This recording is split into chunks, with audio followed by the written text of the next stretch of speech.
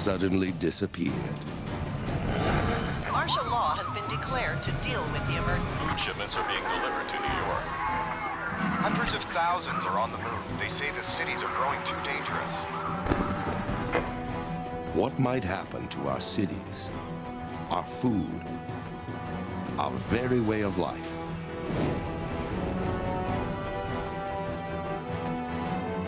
Today, our worst nightmare begins. Today, the world runs out of oil.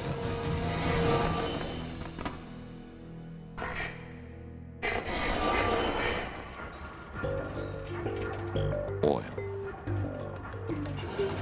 For 150 years, we've been extracting it from the ground. It's the easy, economical fuel that makes the modern world possible.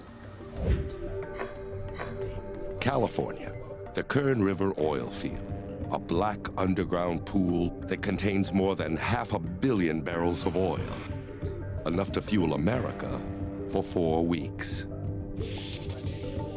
1 minute from now, it's all going to disappear. Around the world, the same thing will happen. From Saudi Arabia to the North Sea to the massive tar sands of Alberta, Canada.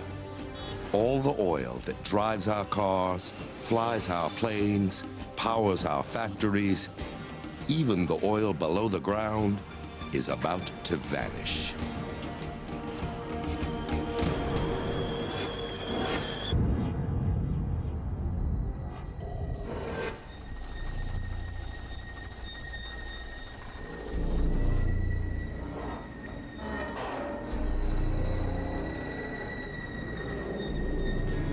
Deep underground, the first ominous signal appears. There's something going on. I gotta go. Yeah, going on. We've already taken more than 1 trillion barrels of oil from the Earth. Still nothing. Another trillion should be left. What's going on? I have no idea what's going on. Yesterday, this refinery processed 300,000 barrels of oil. But today, there's nothing.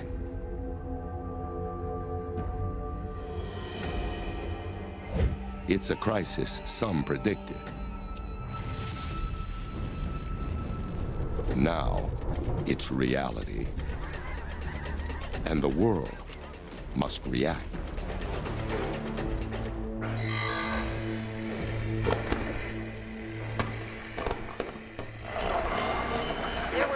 Of 1 trillion barrels of accessible untapped oil, but scientists are now confirming that it's all gone. Around the world, from Saudi Arabia to Alaska, the oil below the ground has disappeared.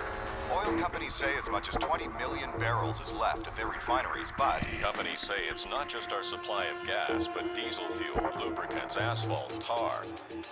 All of the products that are made from oil will be severely affected if we can't find more oil. Thousands of tankers carrying millions of barrels of oil are on the move.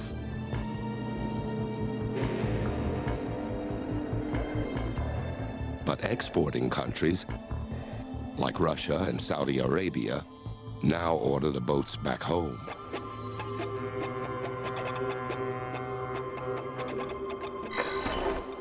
To the U.S., it's a huge blow.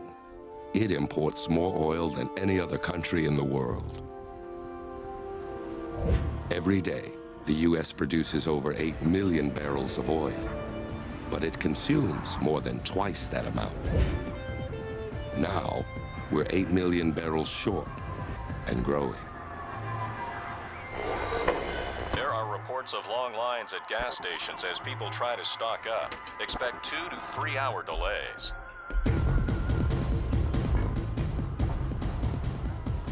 Americans race to fill up their cars, maybe for the last time.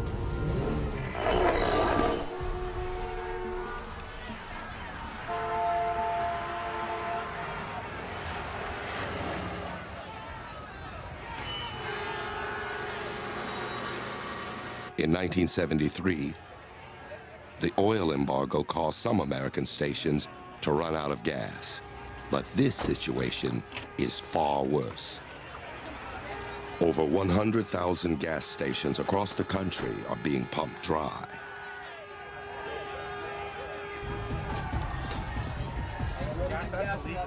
And it's happening all over the world.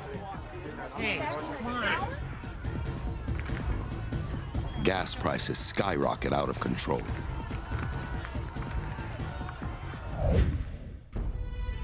Many countries have oil in reserve.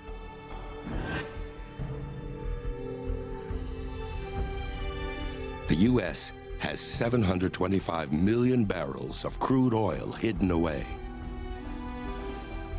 To protect what little is left, the government takes dramatic steps. Planes, trains, boats, all but the most vital transportation is shut down. Roads are quiet. Tracks are empty. Flights are grounded.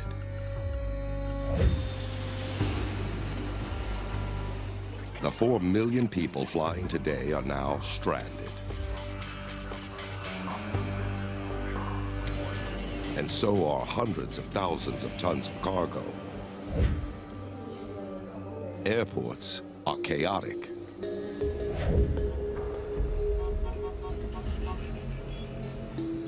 The economic fallout is swift. Panic forces the government to halt stock trading, just like after 9/11.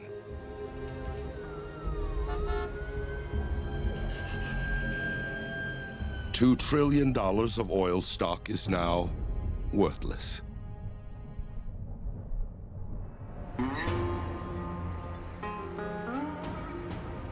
More than 400,000 people working in the U.S. oil industry are suddenly out of a job. Going up to Mexico. Sure. All right. They try to get home All right, let's move. any way they can.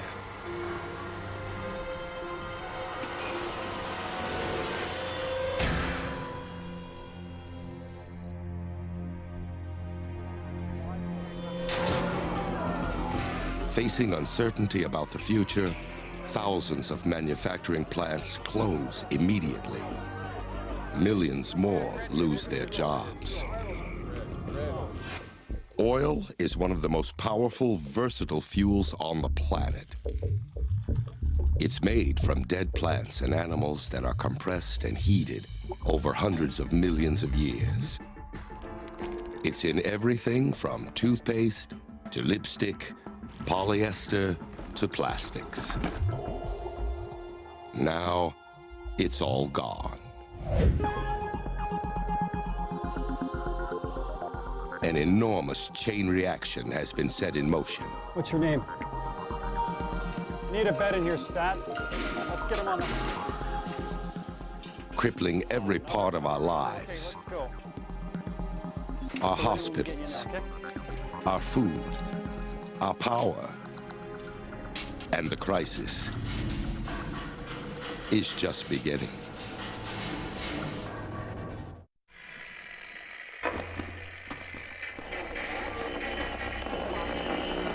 Martial law has been declared. The National Guard is now patrolling downtown Washington and Los Angeles.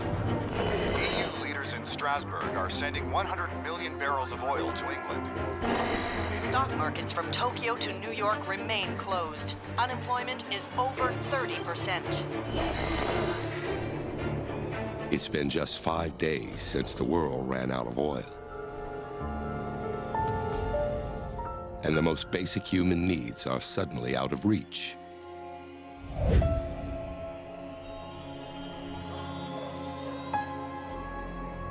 Food terminals across North America are closed. In California, each day, 1,300 trucks used to leave the state carrying fresh fruits and vegetables to deliver to grocery store shelves across the country.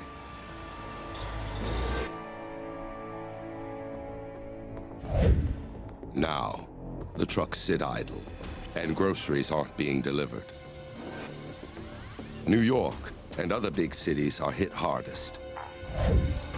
takes on average about 1 football field of farmland to raise enough food for just 1 person for 1 year. Without oil fuel transportation, it's nearly impossible to feed a city of millions. A quick trip to the grocery now takes hours. Armed guards are posted at every store. Before the crisis, 30% of fresh fruits and vegetables didn't make it onto shelves because of small imperfections. Now, everything is up for grabs. Almost a quarter of our produce comes from other countries.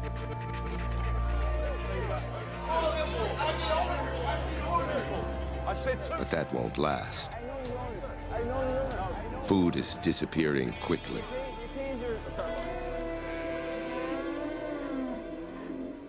Farms have too many mouths to feed. An adult cow eats 100 pounds of feed a day. A pig needs 8 pounds. In an ironic twist, animals once raised for food are now facing starvation. The fragile power system is falling into darkness.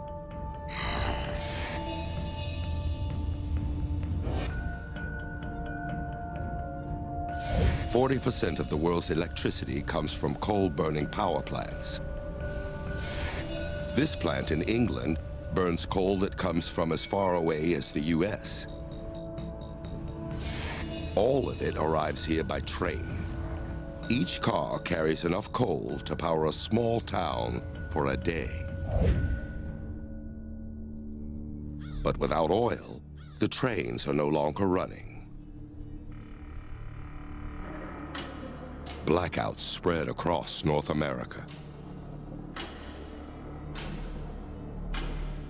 Florida is hit hard. It relies heavily on electricity generated directly from burning oil.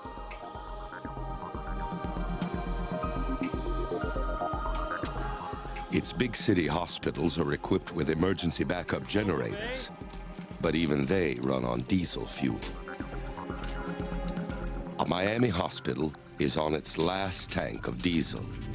There's only enough to last 8 more hours. In San Francisco, law and order is breaking down.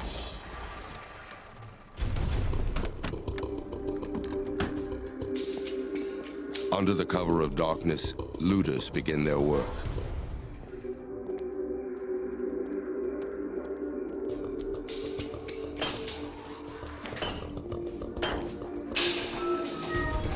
People are desperate. And they're not just looking for food.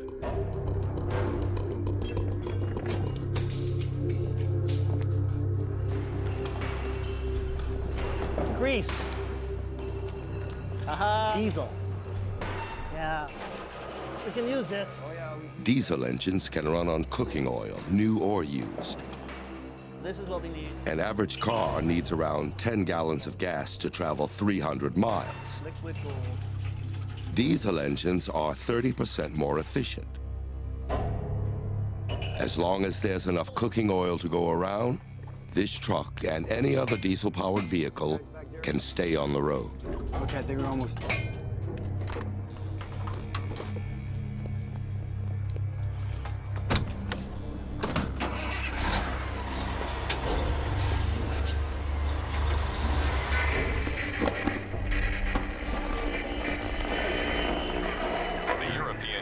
Has taken control of the airports and rail lines. Rationing of fuel for emergency food shipments will begin soon in the hardest hit areas. The White House is warning that the oil reserves are down to just 500 million barrels. Experts predict that the United States may run out by the end of the year. It's now 30 days since the world's oil disappeared. Governments around the globe take drastic action. They keep only the most crucial services up and running. Emergency oil reserves are converted into diesel fuel for cargo trains. These trains deliver coal to power plants to keep electricity on. Some basic electrical services are restored in countries around the world. In North America, electricity is now delivered through a system of isolated power grids. It can no longer be sent from grid to grid. In Florida, where much of the state's power comes directly from oil, blackouts are still widespread.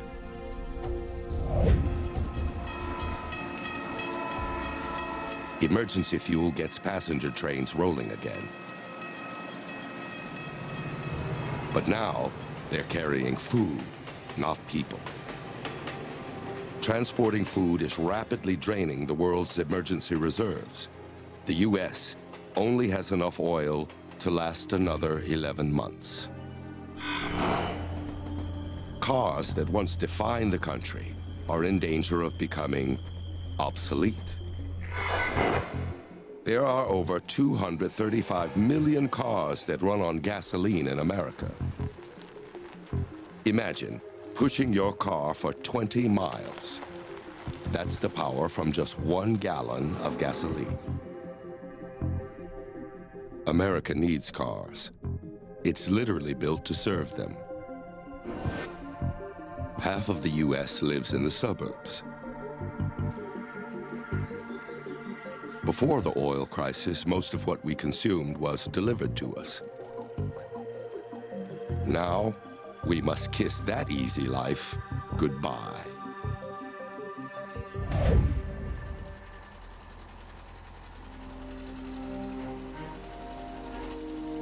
Americans are desperate for an alternative. In the Midwest, 400,000 farmers plant a new crop. These fields once grew different fruits and vegetables. Now, there's only soybeans. Oil can be extracted from soybeans and turned into diesel fuel. And there are other options. 150 million acres of land is now devoted to growing corn for ethanol, a fuel alternative for gas-powered cars.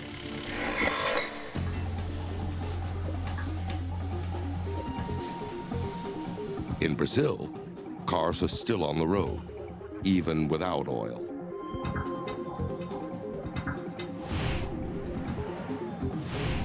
Here, cars and trucks are running on ethanol made from sugarcane.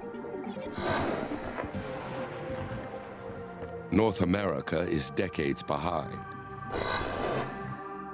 But there's still hope that the end of oil may not be the end of the line.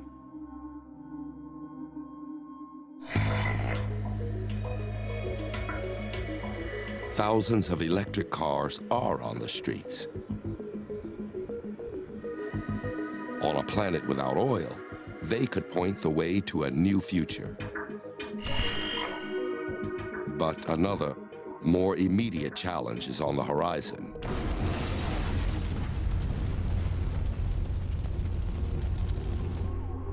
A dark and dangerous winter.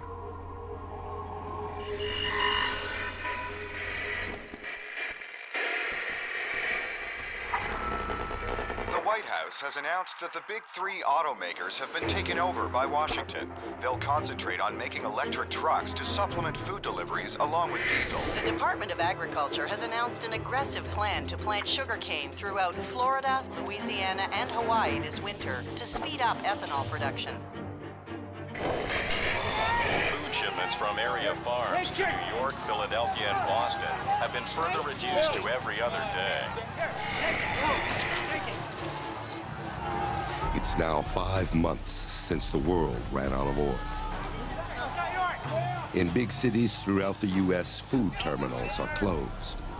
Hungry people don't have enough to eat. Long lines form at train stations awaiting food shipments.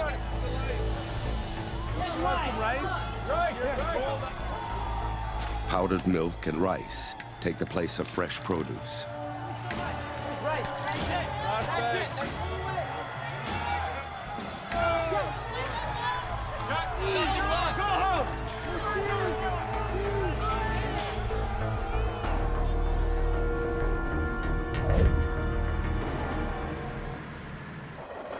Coal deliveries, fire trucks, and other essential services are still receiving fuel from emergency reserves, for now.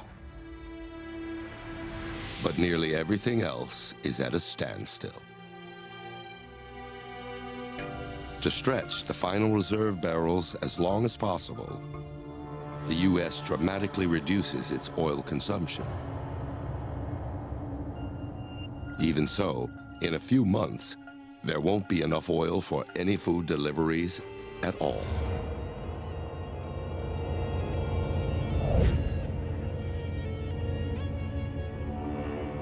While food is still being brought in, garbage isn't being taken away. Every year, it takes nearly 6,000 trucks burning 20 million gallons of diesel to get rid of New York's trash. In this new world, garbage cleanup is a luxury. Even with blackouts, growing hunger, and a looming winter, North America is doing better than most.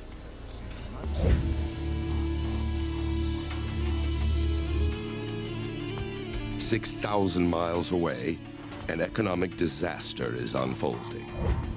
90% of Saudi Arabia's income from exports used to come from oil. Now, the country's economy is collapsing. One of the dwindling food shipments is heading to Japan. The country used to import 60% of its nutritional needs. Now the population of one of the world's most prosperous countries is beginning to starve.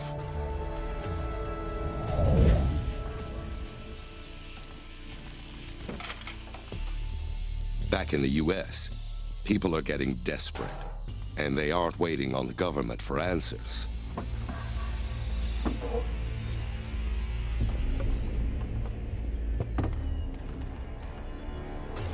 That's good. That's good.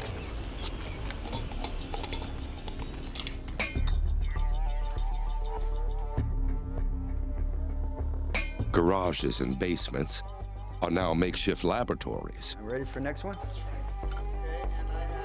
where everyday citizens combine methanol, lye, and other scavenged chemicals to make homemade biofuel.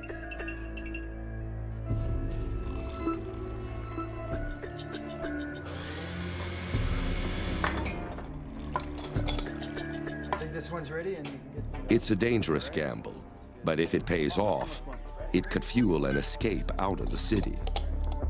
All right, I need the funnel. Yeah. But this do-it-yourself solution only works on diesel cars, and only for a little while. Or, yeah, here we go. I'm ready, brother.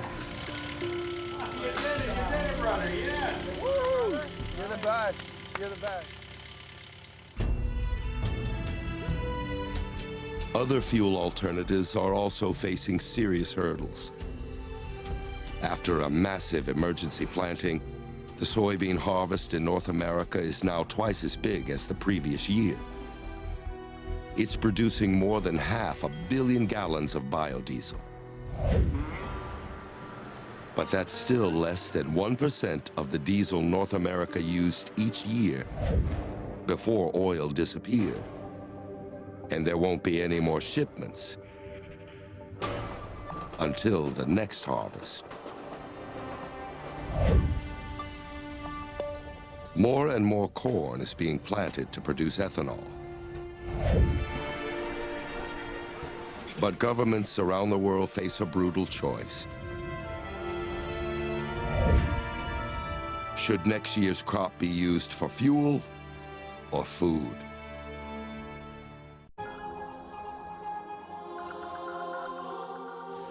In a world without oil, hospitals are running out of critical supplies.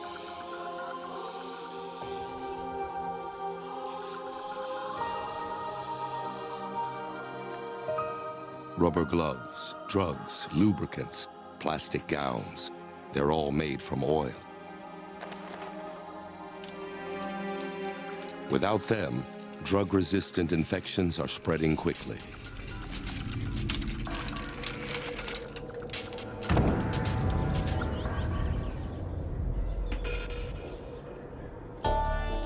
In big cities, some families are managing to survive. But things are taking a turn for the worse.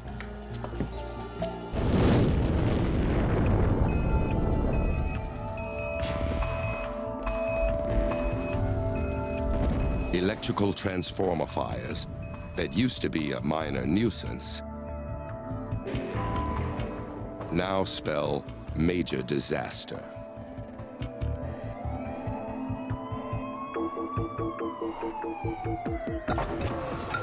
Abandoned cars block emergency ambulances.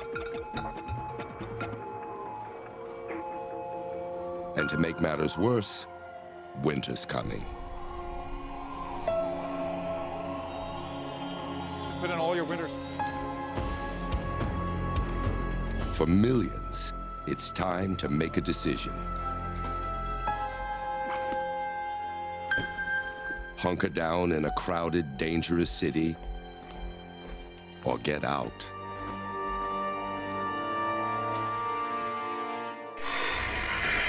The exodus continues. Across America, people are fleeing the cities. It's being called Emergency government transport. By foot, by sled. However they can, they're getting out. As the temperature plummets, hundreds of thousands of people are leaving. New York, Chicago, Detroit. They're heading Throughout Europe, the destinations are Spain, Greece, and southern France. All are being overwhelmed by desperate immigrants trying to escape numbing cold.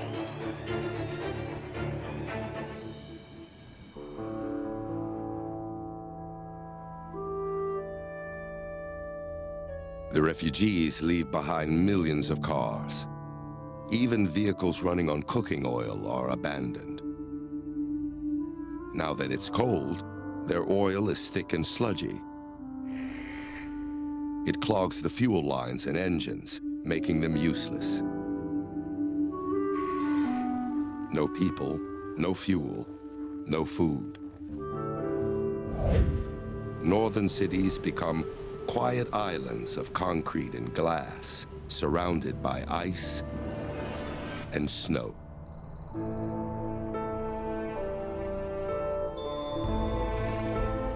Most people head south, There's some, all right? but some flee further north.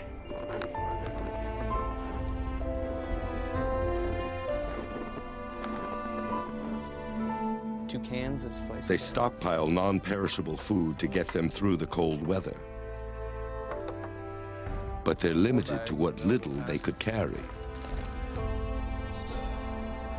They resort to hunting and trapping food to survive. Coming out.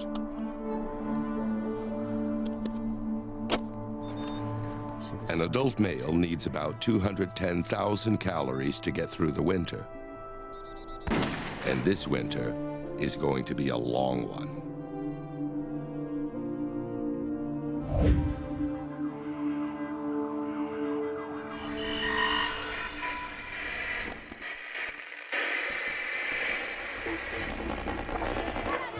It's a famine worse than the mid-1980s when 1 million died. Experts believe the death toll could reach 20 million. The government has announced the emergency oil reserves have fallen to less than 250 million barrels. 2 of the 4 installations are... It's 1 year since the end of oil. The U.S. is increasingly isolated. West Coast ports that used to move nearly 2 million tons of material a day are now eerily silent.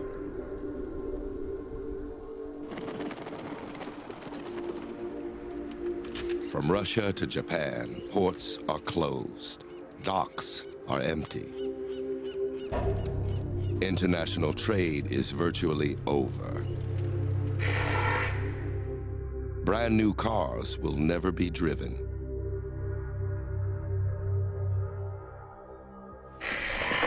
The world's military is defenseless against the oil crisis. The U.S. Department of Defense used to spend nearly $180 billion a year on oil, making it the country's single largest consumer of fuel. Now, its tanks and planes sit empty. They're simply too expensive to run.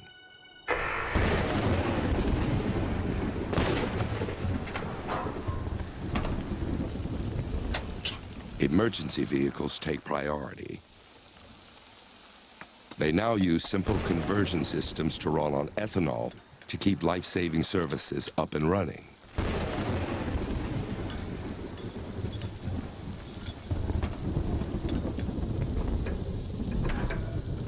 Let's go!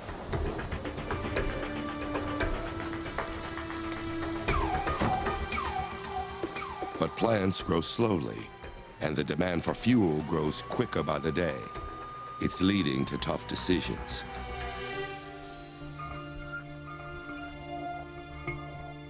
The U.S. has turned a record 40% of its corn crop into ethanol.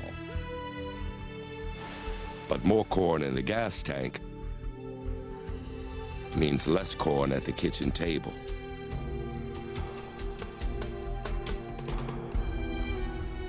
And the nation is hungry. And ethanol isn't making much of a dent. Not everyone's back on the road. Fewer cars are a blessing for some. Before, hundreds of millions of animals were killed on highways. Now, populations of moose, deer, even frogs explode.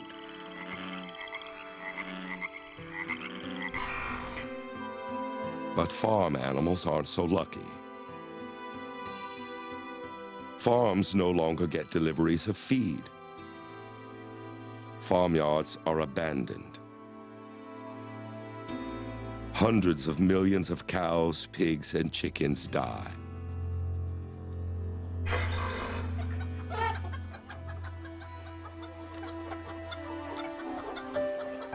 The hands of time seem to slowly move backwards. As factory farms collapse, many people return to a simpler way of life.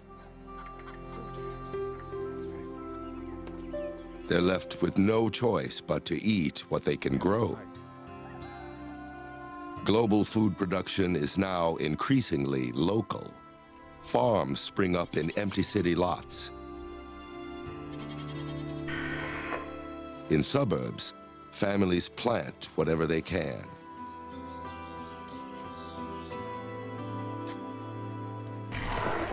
A Category 5 hurricane has devastated Miami. Thousands are feared dead.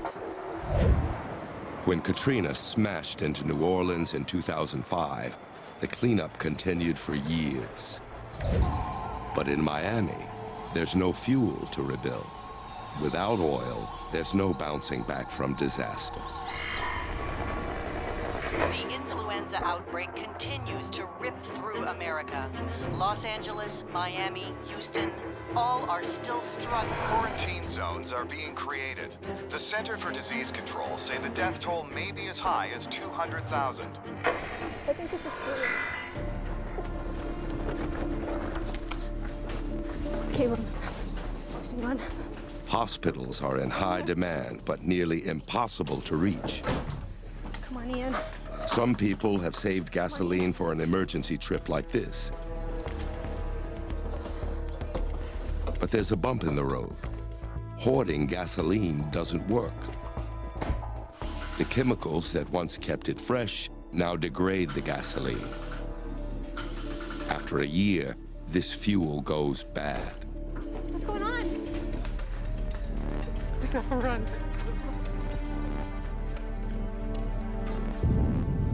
A world that was once so closely connected is falling apart.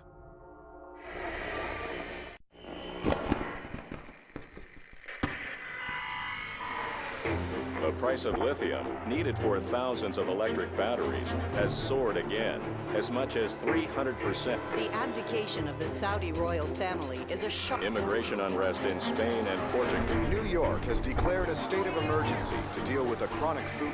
It's a migration that's never been.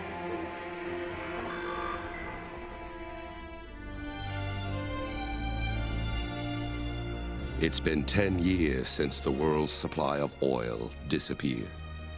Even out in space, things are changing. The oil that once sent rockets into orbit is too precious to waste. Almost 200 satellites, the backbone of our international communication systems, are becoming space junk. But back on Earth, one person's trash is another person's treasure. In a world without oil, discarded electronics are now a valuable commodity. Hey, Dad, look what I found. Hey, look, cell phone.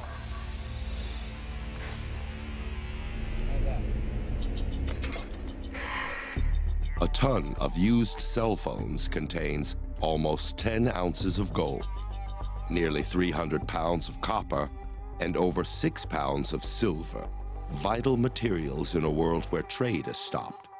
Hey, Dad, I think there's some gold in that. Oh, yeah.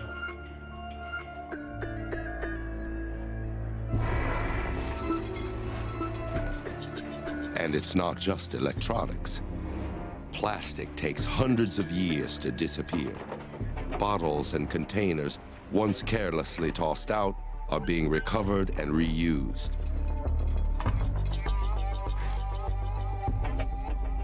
People are recycling in ways small and large.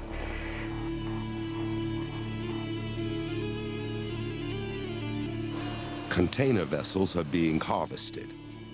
90% of a ship can be recycled, mostly for steel, a cheap raw material for building. But not all ships are being torn apart. Hundreds of boats are running on biodiesel. This ship is carrying the first delivery of lithium to North America.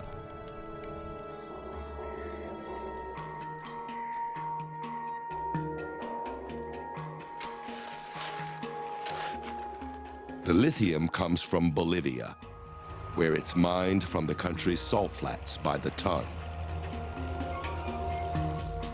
Lithium is the main ingredient in the most efficient electric batteries, and the world is hungry for electric alternatives. Bolivia's industry is booming. On a planet without oil, Bolivia is a superpower, the Saudi Arabia of the New World Order. But there still isn't enough biofuel to completely restore world trade.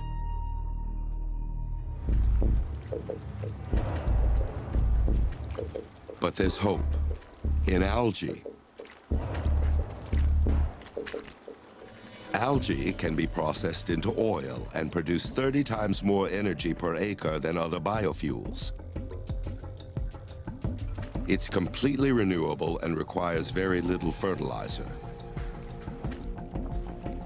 10 years after oil, 10 billion gallons of biofuel made from algae are in use. But that's still not enough biofuel to get us back in the air. Commercial flying for cargo and for passengers is still way too expensive. 34 million passengers used to come through this airport every year. Now, it's silent. Other transportation is filling the void left behind.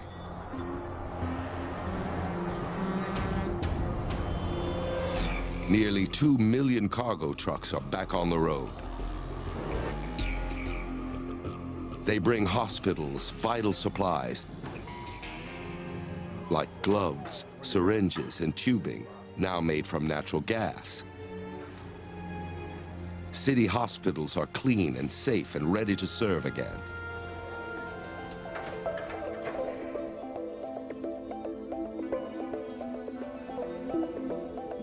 Back home, the modern house has gone through a revolution.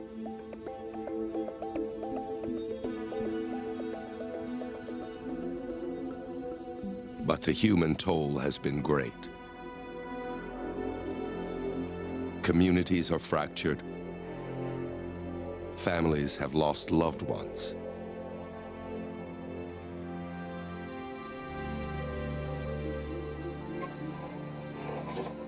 experts warn that the levels of natural gas are dropping, and there are also warnings that we're rapidly consuming the global coal reserves. The coal... It's better. Yeah.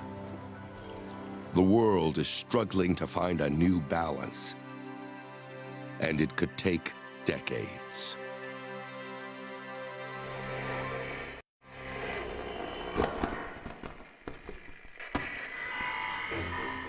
Hostilities continue as China expands its lithium exploration across the Tibetan border. Estimates are that as much as 400,000 tons... Annual census shows that LA continues to be the country's largest city, with some 20 million people in Los Angeles. It's the first flight of a jet entirely powered by biodiesel. The company says it's planning 6 transatlantic flights a year. It's been 40 years since the world's supply of oil disappeared. The skies are noticeably cleaner. No more oil-based jet fuel. No more car exhaust. No more factory pollution. In Canada, the US, and Mexico alone, 3.5 billion tons of toxic pollutants have vanished every year since the global oil supply ran dry. In North America, people are venturing back into northern cities. They're transforming the ruined roads and buildings. Abandoned apartments become greenhouses. People are farming in downtown New York.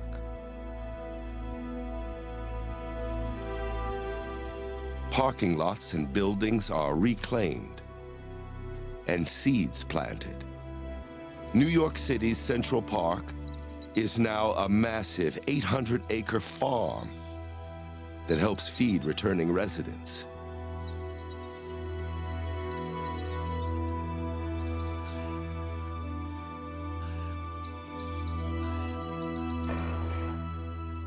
The days of mass food delivery to the suburbs are over.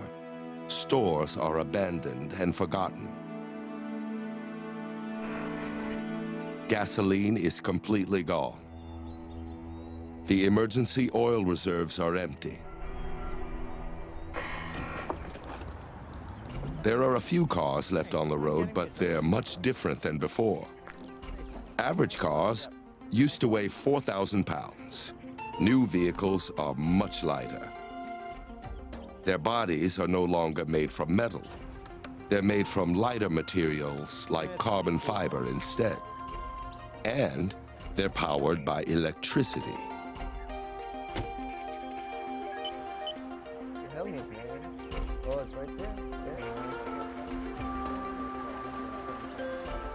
But these cars are pricey, and the lithium to power their batteries is still in short supply. Large fleets of container ships and trucks are moving again.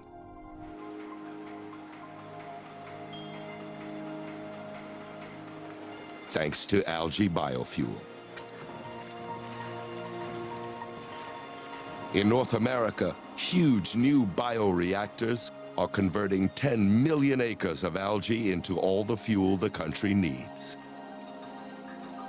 After it's processed, it's pumped through the very pipelines once used to move oil around the world. Electricity is driving transportation. Electric trains are linking people around the planet.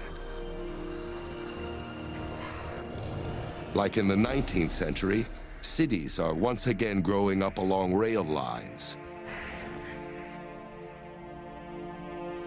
Other cities are abandoned.